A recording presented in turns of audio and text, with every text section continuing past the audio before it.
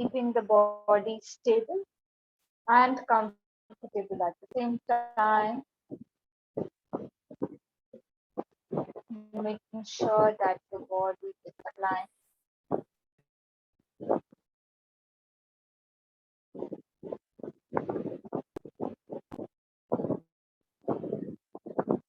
Keep the mind focused on the breathing.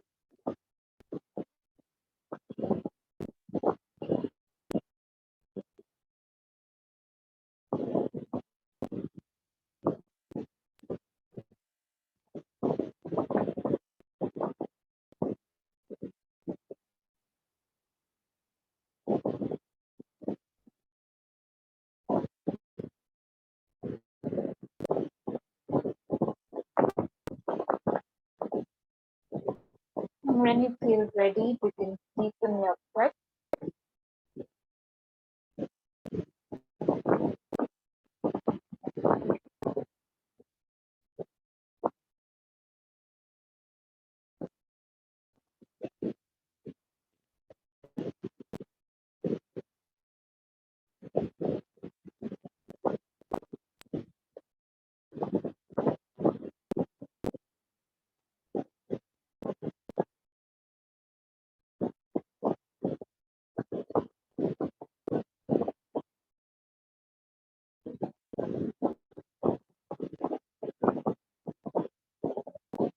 We'll be chanting Om one time, followed by the Shanti mantra.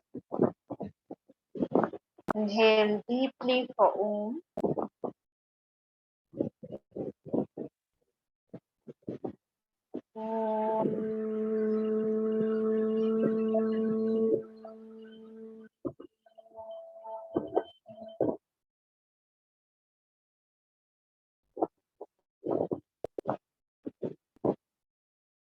Sarve bhavantu sukhinaः. Sarve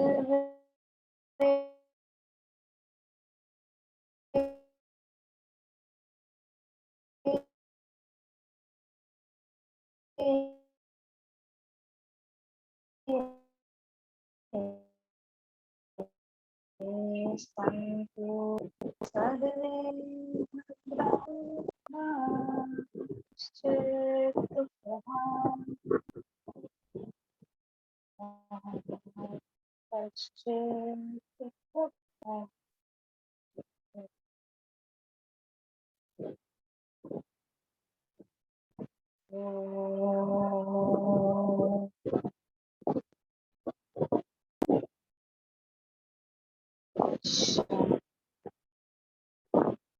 Shanti.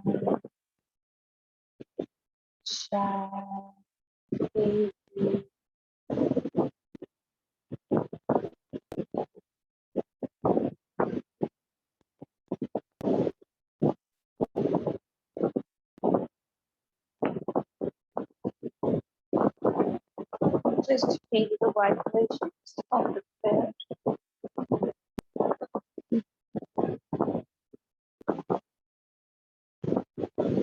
Join both the palms together in front of the chest and rub them together.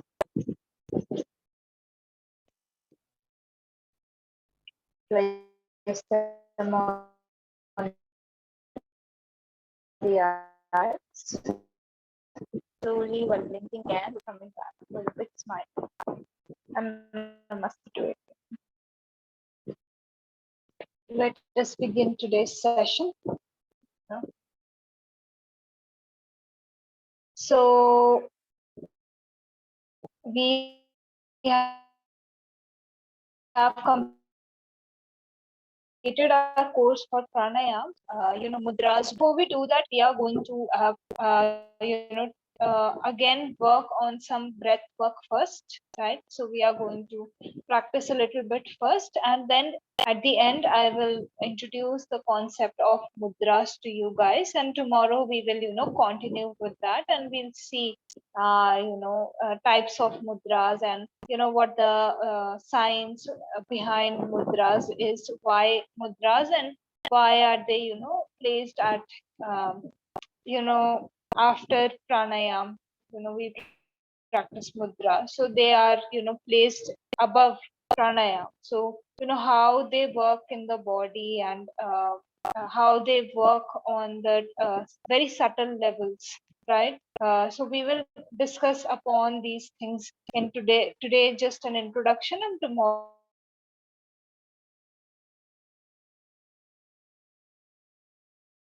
we will work more on to again practice little bit breathing first.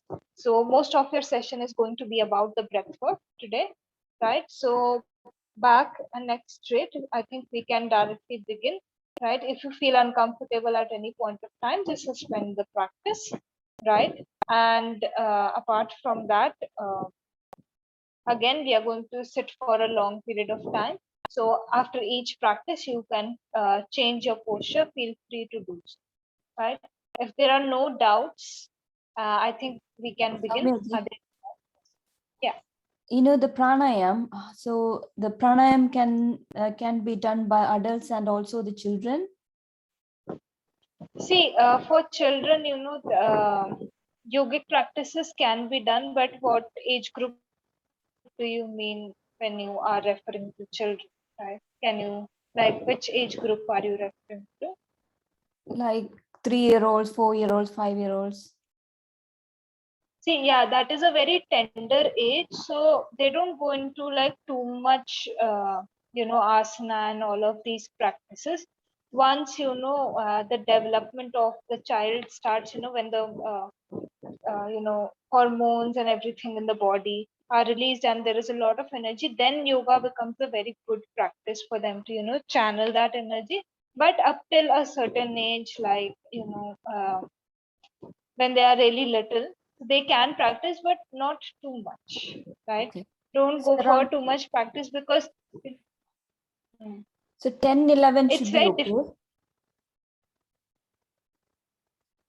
No, that is, you can practice at this age also. You said 3, 4, 5, Yeah. right? You can, but you will see that children of that age, their attention span is really short, right? Yeah. So you will have to, modify practices so that they can, have fun along with the practices. One Yeah. thing is that, and other thing, mostly postures are more worked on when they are like not too much again, but postures little bit they can do, which can give them some stability. If you ask them to do breath work, then they won't be able to. Again, mantra chanting they can do, right? Okay. So that practice they can do, but pranayam specifically, it will be very tough to even make them understand at that tender age, right? So you can go ahead and Hello.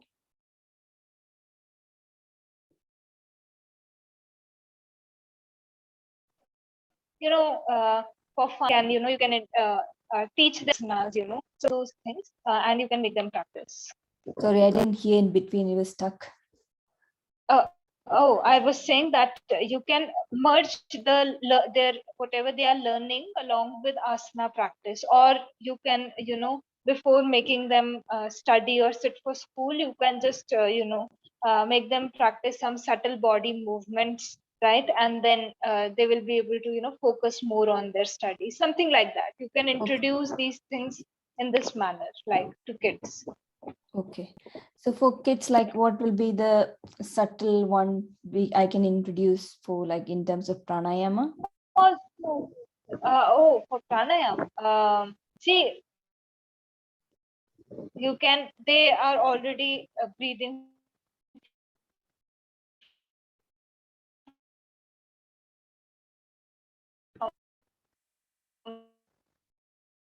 the abdomen. One thing with kids, then breathing pattern, if it is opposite first, and then you can also introduce the practice of full yogic breathing, where you ask them to breathe, take a full breath in and exhale fully, right? And if it is possible, Anulom Vellum can also be introduced. I think more than that, no kid will be able to sit for that long period of time. Yeah. So maybe around like they will be able to do it maybe around like 10 years or something like that.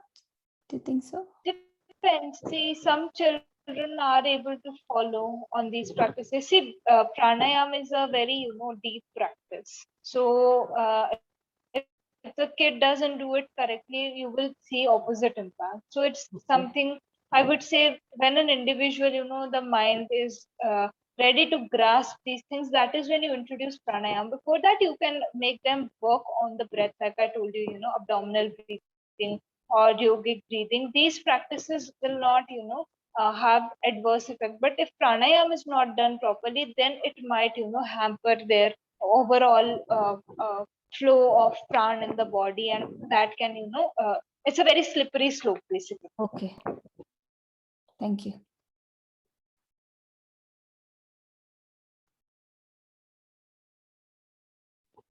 Yeah. So be careful while this first on the breath. Okay. Okay. Alright. Any other thing that I can address?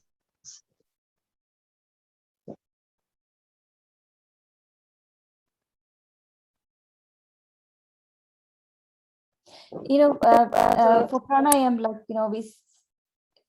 we said like some people can't do it, but is almost all of the asanas everybody can do it, or is there some asanas they can't do it either? Some people can't do the asanas. See, these things will be covered like in your asana Sorry. classes and therapy. Right? Okay, sorry. Okay. Yeah. You can ask your teachers.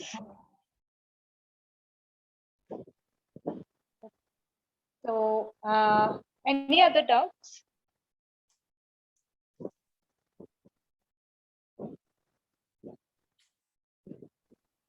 All right. If there are no doubts, then we can begin with the practice, right? So, back neck straight. Again, gently close the eyes.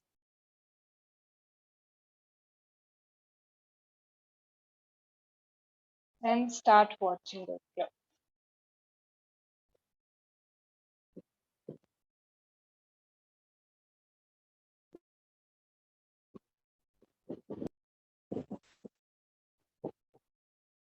Observing the natural flow of your breath.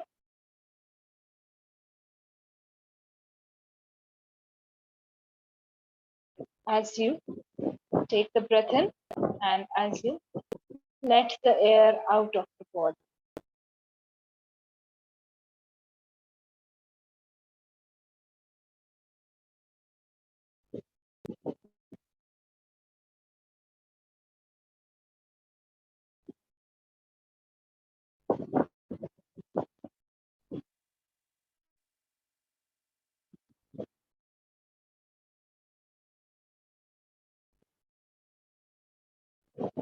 Keep the posture stable and just scan through your entire body once, checking that the body is relaxed.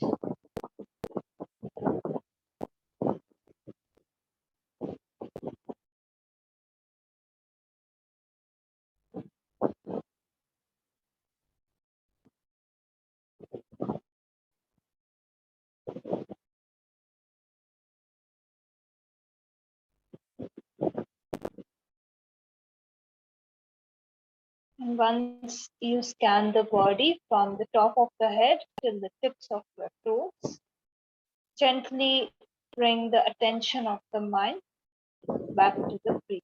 Take your time, scan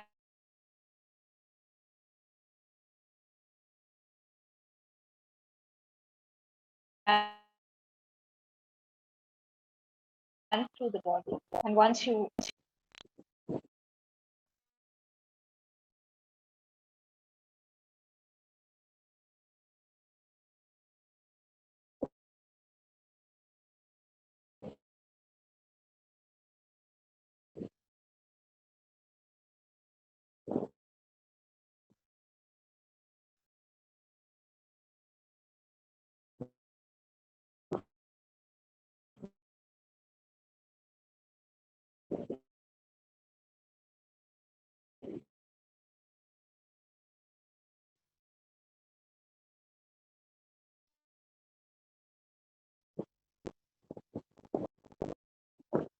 just keep observing this thing.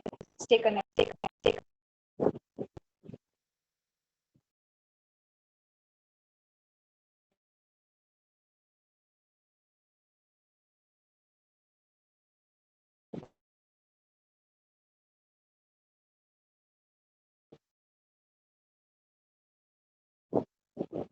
Of yogic deep, back and neck straight. Exhale completely, your abdomen contracts, and then begin with yogic deep breathing, where you start inhaling, your belly comes out, then the chest expands, and you feel slight movement in the collarbones as you breathe in fully. And as you exhale, first the collarbones go down, chest goes in, and then contract the abdomen completely to exhale up all the air from the body.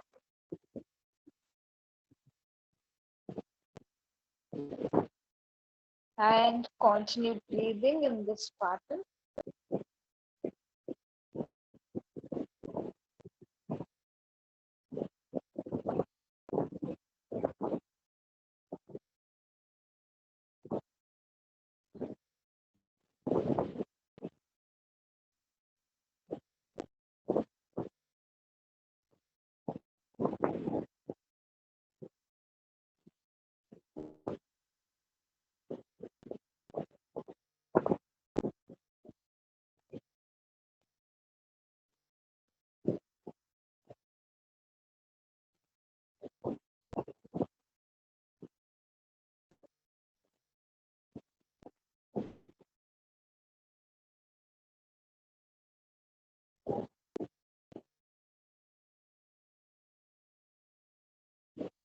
And as you breathe,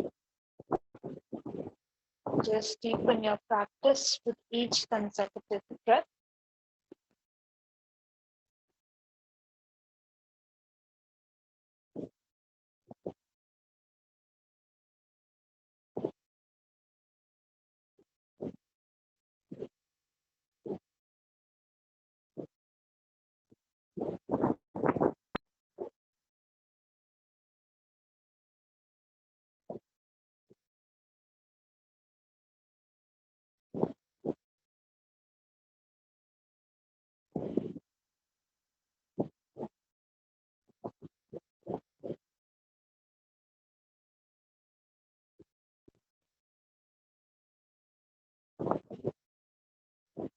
Take 3 more breaths and then suspend your practice.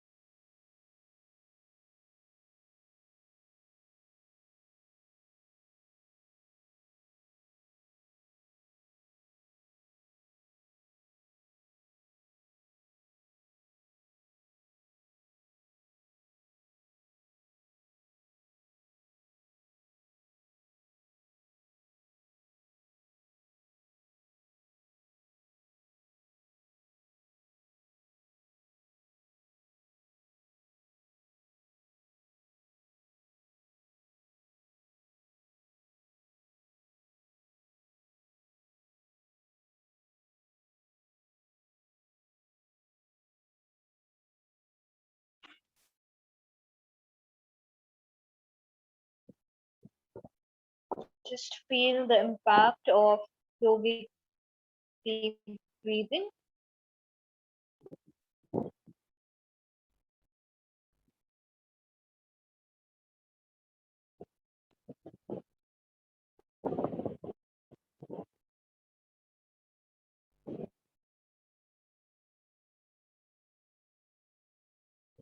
and prepare yourself for the practice of Kapalbhati.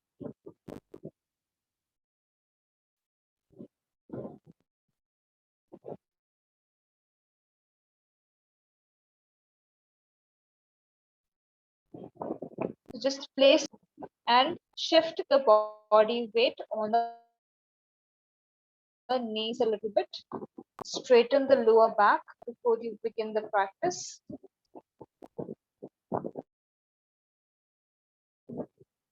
We are going to go for maximum 25 rounds. You can go for 15 or 20 rounds as well, depending on your capacity. Keeping the lower back straight, we will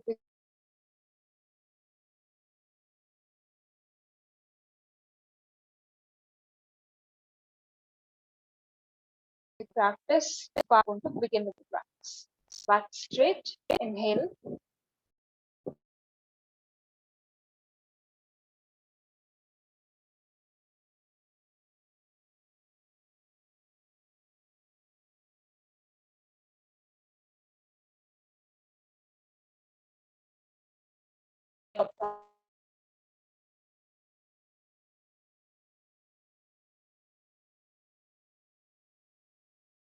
Practice.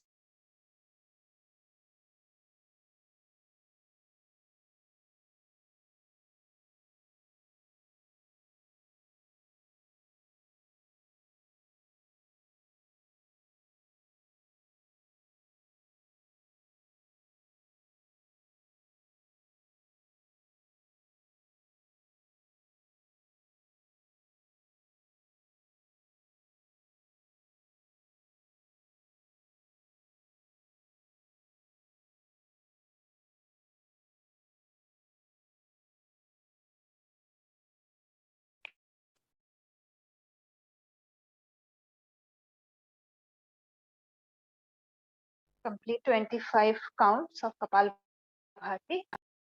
And then release the posture, keeping the back straight, and observe your breath.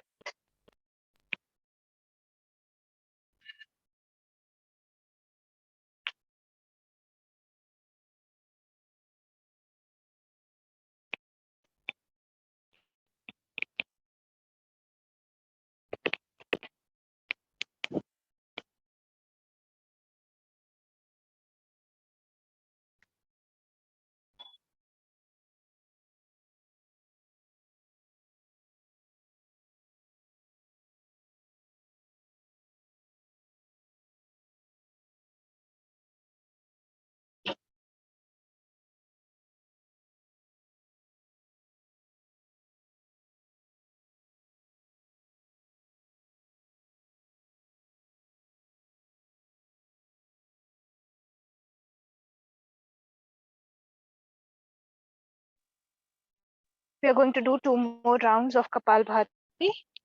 So once again, place the palms on the knees, straighten the lower back.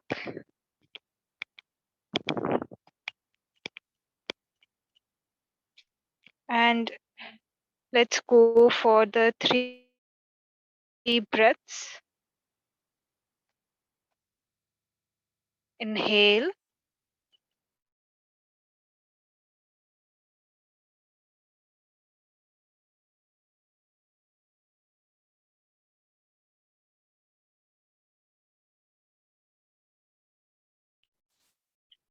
Inhale. And then begin your practice, going up to 25 rounds.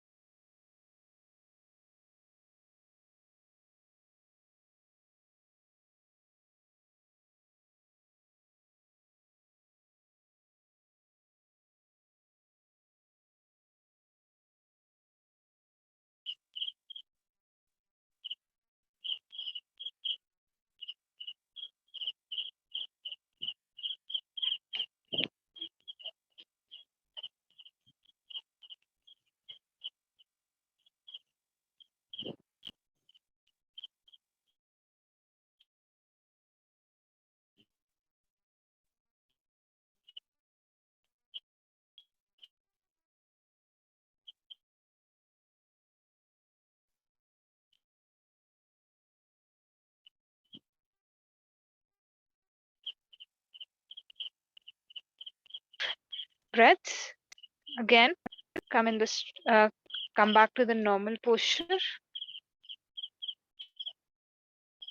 and just observe your breath.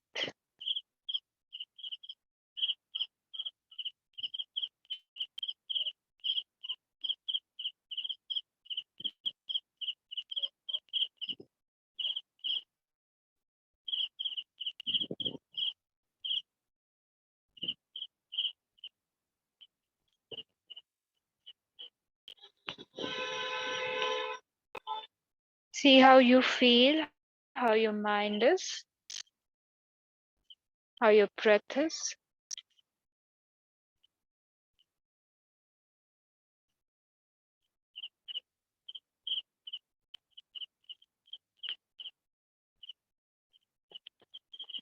And we are going to prepare for one last round.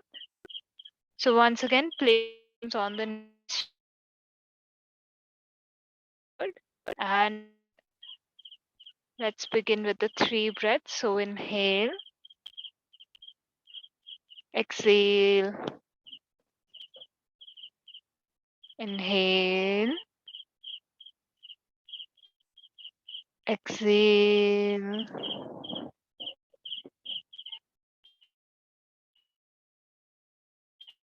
inhale, and then begin the 25 breaths in Kapalbhati form.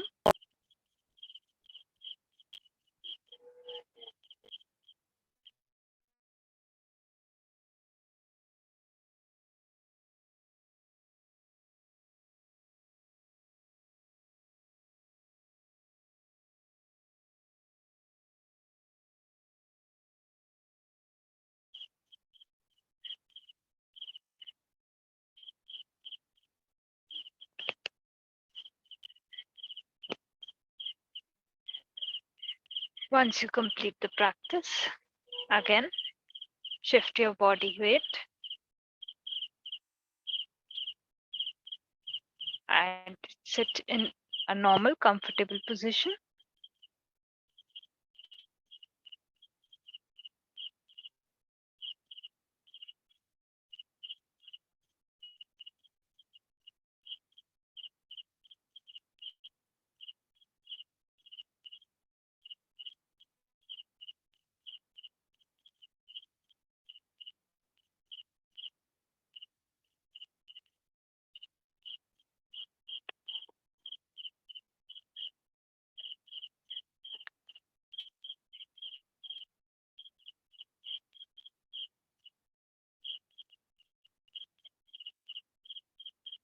Keep observing the breath and how your body feels.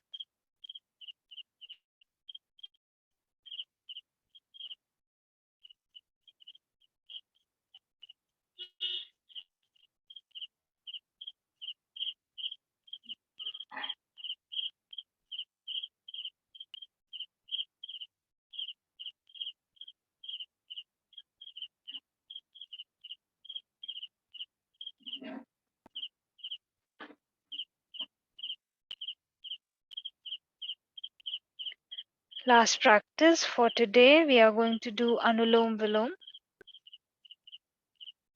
Come in any comfortable posture.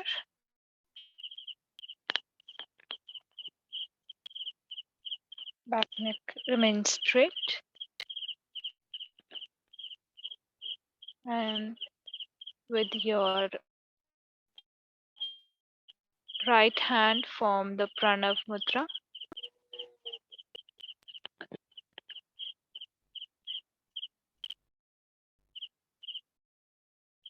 And then exhale completely, close the right nostril and begin to inhale through the left nostril.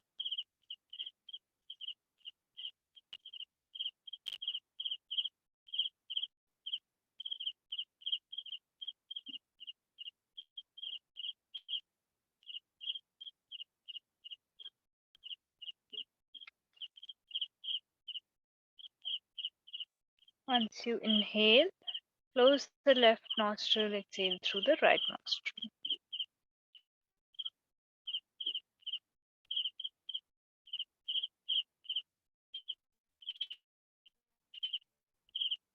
On completing the exhalation, begin to inhale through the same nostril.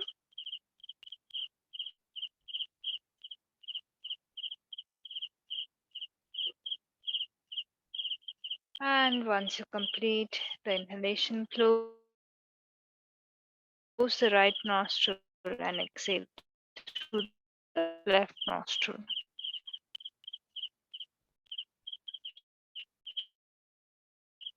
This is one round. Continue your practice and try to make the process of Anulom Vellum as effortless as possible. When you breathe in and breathe out, there is no effort that you are putting in through this process.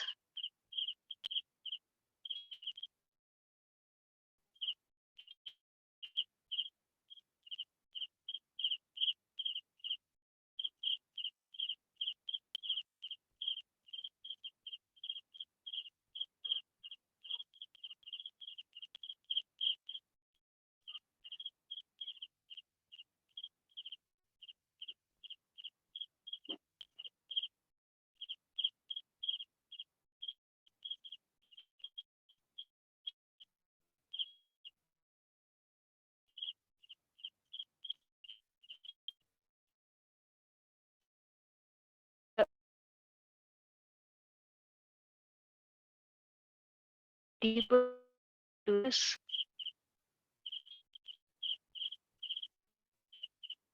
the calmness in the mind.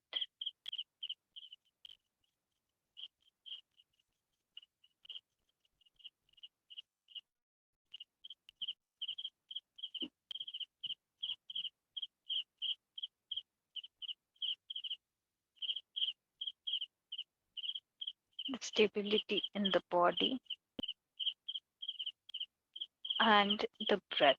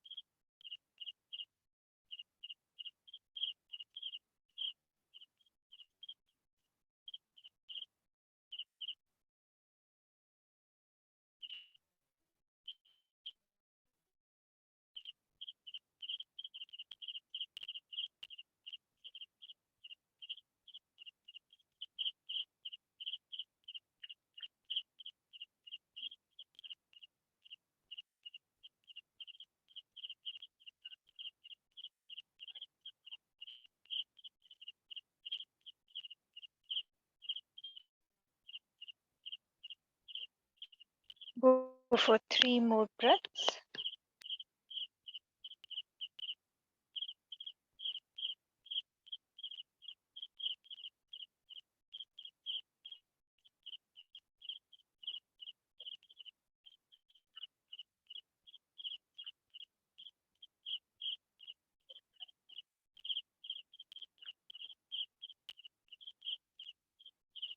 And then you can suspend the practice.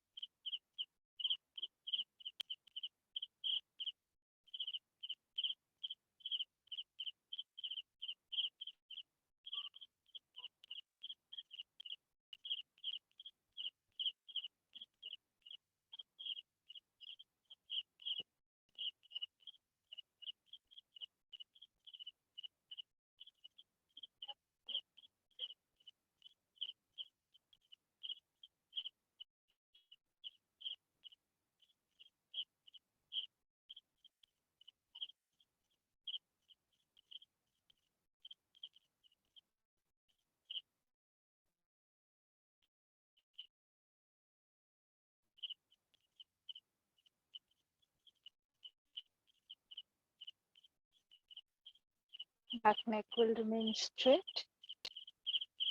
Just observe how you feel after you suspend your practice.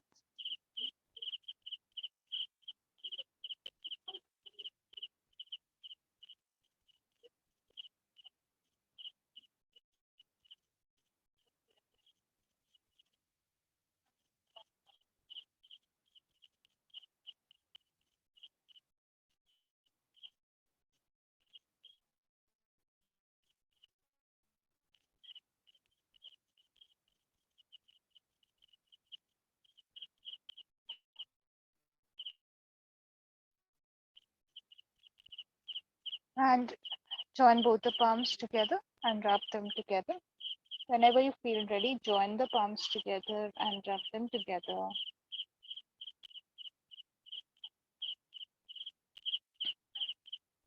And place them on the eyes.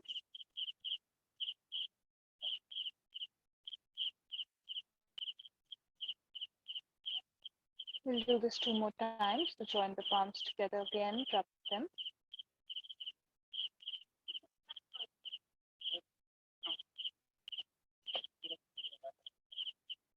Place them on the eyes.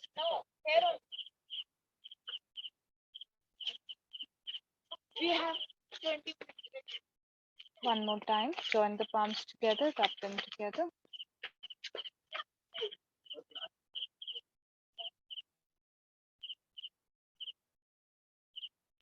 Hit them on the eyes.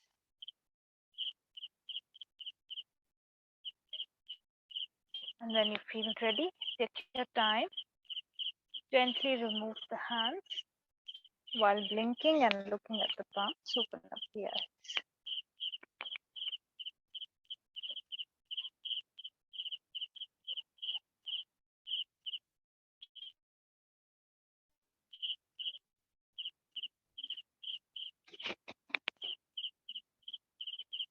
All right. So today we mostly worked on the pre-practices. So let's begin with the concept of mudras, right? So, mudra, this term,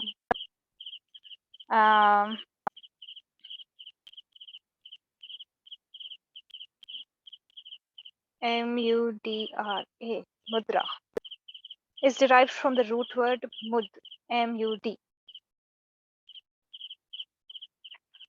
which means delight.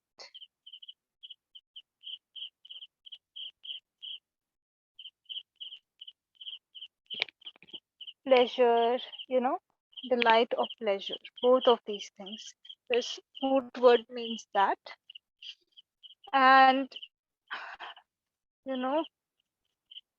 uh, the whole word in itself, signifies, creating a lock or a seal in the body, right? So that the pranic energy, cannot flow out of the body, right? So mudras are very advanced practices, even though you will see a lot of people practice them, and are teaching them. It's very important for you to, master the asanas, then master pranayam, and then reach the point where you start practicing mudras, right? Because again, like pranayam, in asana, little bit, if you stretch more, you get to know that the body, you have overstretched the body, right? Then in pranayam, less understanding comes. Why? Because you're working with the breath, but you wouldn't, if you are not very aware when you are doing pranayam, you will not realize what, you know, you where you went wrong. That can show up in the form of adverse effects on the body if not done correctly for a long period of time, right? And so is the case with mudras. When you do mudras, you are going one step ahead, right? So if you do not do them correctly, or, you're say for instance with hands or with the body also we form mudra. So if they are not done correctly, will not recognize, they will have an impact on a deep level, which might show up in a different form, right? And hence it is very important to practice mudras correctly. So reach the point of mudras, you have to make sure that you are established in all the previous practices first, right? The concept, gesture, or an attitude, right? So it is the way in which you uh, placing the body, right? So that certain uh, energy cannot escape from the body. So in our body, as we discussed in pranayam, we have subtle energy channels, right? And this energy, escapes from the body all the time, right? And when you perform mudras, you are basically, placing your hands or your body, like you are sometimes, certain mudras, you do them with the entire body. So when you do those, so you are uh, creating the posture of the body such. So that in asanas we practice mudras sometimes, right? Like the dancer's pose or nataraj asana. So you will see you lift the leg up, but one hand forms the mudra, right? So even during asanas when mudras are formed, they are directing the energy back into the body, so their purpose remains the same, and they deepen the asana, right? So suppose sometimes you are given some you know uh, focus point, your vision is focused somewhere, right?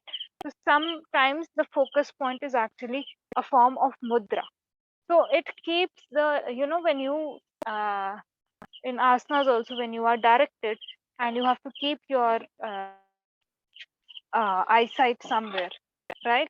So you see that you are able to experience that asana more deeply, or the mind wanders less when you are given a drishti, right? Sometimes you are given a drishti when you are doing the asana. So you see that the mind has a tendency to wander less when asanas are combined with the breath pattern and then the mudra, right? So mudras can be practiced as a combination of other things as well, where there is asana and pranayam, and it is a separate science in itself as well. If you go into the study of mudras, there are so many mudras, there is so much research and uh, so many things that are done on mudras that you will leave you behind, you will leave all the other limbs behind. You will see that you can go that deeply into the study of mudras, right? And even if you go to if you especially in India, the traditional dances that we have, they not only the movement in the body, you will see that they dancers generally perform a lot of mudras when they are doing classical dances. And in India, these all these dance forms, the traditional dance forms were actually a way of worshipping the god, right? So you will always see, when you see Indian traditional dance, you'll always see that they, sometimes, like for instance, in a particular dance form, they uh, go and first, at the end of the practice, they, bow down to the to the tal, meaning, the instrument that is creating the main, rhythm for the movement, so they go and respectfully bow down to that. So in India, dances were actually done to worship God. It was a form of worship actually, and now it has become a form of a form of dance or a form of entertainment. But if you see the background, it was actually a way of worshiping God. And over there, certain gestures were formed, right? When you were worshiping God, certain gestures were formed, right? And those became the mudras that we studied today. Of course, there are a lot of variations and a lot of other mudras also that you will find. But yes, dance, when you learn any dance, you will see the use of mudras, any Indian traditional dance especially, right? So these gestures, they focus the energy, and first thing, they stop the drainage of energy, and second, when you form them, you create a circuit, right, in the body, right? So right now, suppose from the eyes, when you look normally, there is a lot of prana that is escaping from the eyes, right, when you look at things around you. But when you form certain mudras, either gazing on the nose tip or eyebrow center, you will find that the mind in itself becomes stable and you feel much more concentrated, right?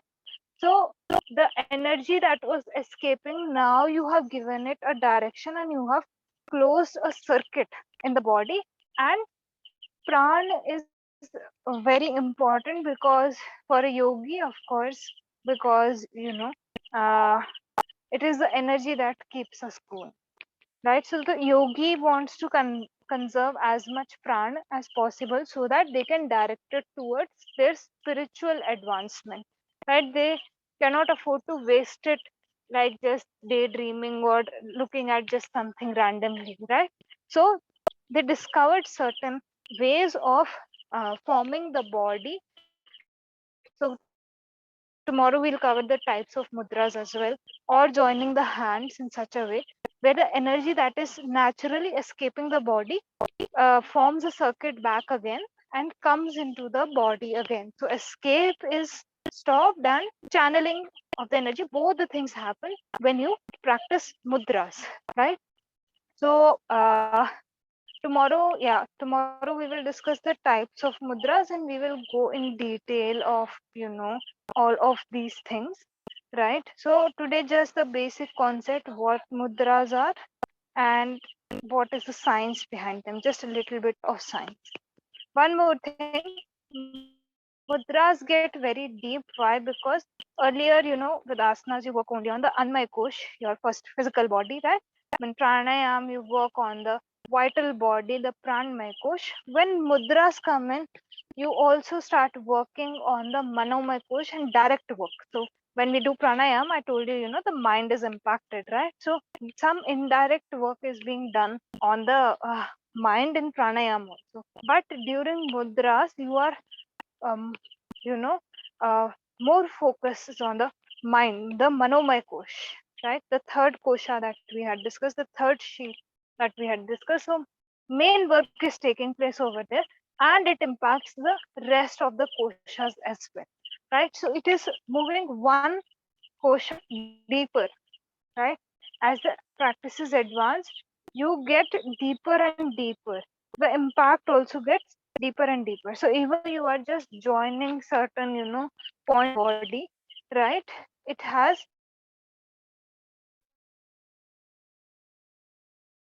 immense impact on the way in which the prana flows in the body, right? So I will go deeper. Any doubts in any of this?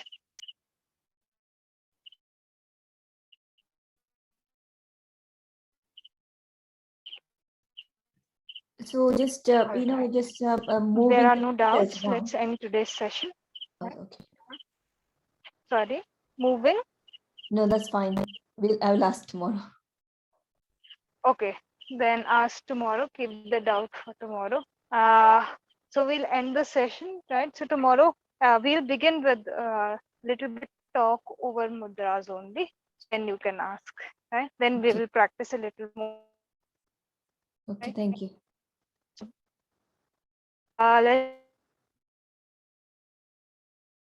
let's chant Om. Yeah, let's chant Om one time and Trisha, close the eyes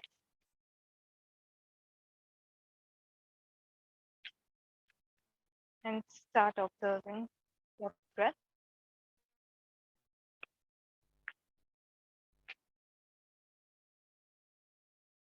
Inhale deeply for Om.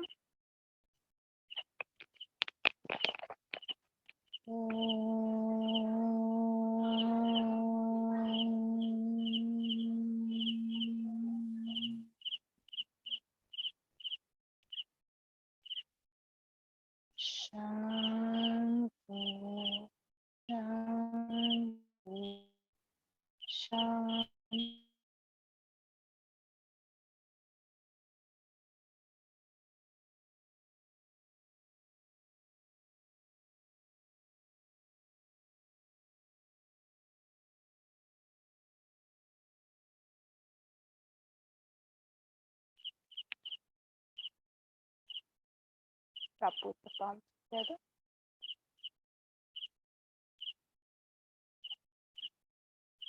And place them over the arms.